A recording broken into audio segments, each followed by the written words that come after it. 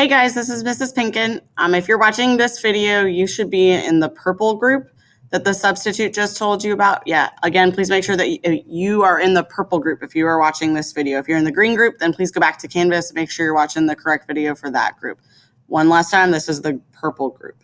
So once you have this document that is linked on Canvas opened and your own copy made, this is an informational text that has something to do with fantasy. So I think it's pretty cool that we're trying to embed some informational text into this fantasy unit that we've been working on. And it's not all fiction, right? So we've done a lot of work with reading short stories and then our fantasy novels. But here's a piece of informational text that talks about something that is typically considered to be fantasy, and that happens to be ghosts. So this news article is going to talk to you about whether or not science agrees that ghosts are even a possibility. It's pretty cool. So what you need to do, once you've got your own copy, is read the article thoroughly and slowly and carefully.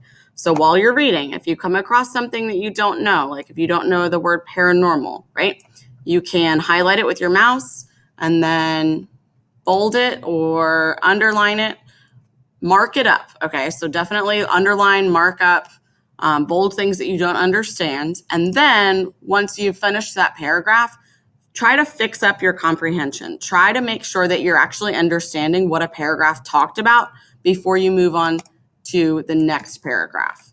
Okay, so don't move on until you understand everything in that paragraph. If that means that you need to go ahead and Google some terms, or if you need to look some things up online, that's totally fine, and you are more than welcome to do that. So do whatever you need to do to make sure that you are understanding the text as you read. Okay, so then keep on moving through. You've got just over a page to read, all right? And then once you're done and you feel like you entirely understand what this text has been talking about, you're going to come to the 5 multiple choice questions that you have for this news article. So let me go through and explain what I'm asking you to do with each question, just so we make sure that you understand what you're doing. It says to make sure that you highlight your answer in blue like this. Okay, so if I think that the answer to number 1 is C, right? So I'm going to highlight it with my mouse. I'm going to go up here to this A that says text color, click, highlight, and then blue. Okay, and then I'm going to undo that real quick. All right, so question number 1. What could be an alternate title for this article? So alternate means another word for or a different title for this article that still would give it the same meaning, right? So titles tend to be basically like the central idea of a text. So look through these options and think about which one of these would be a good replacement for the title that we already have, which is, are ghosts real? Science says no. Okay.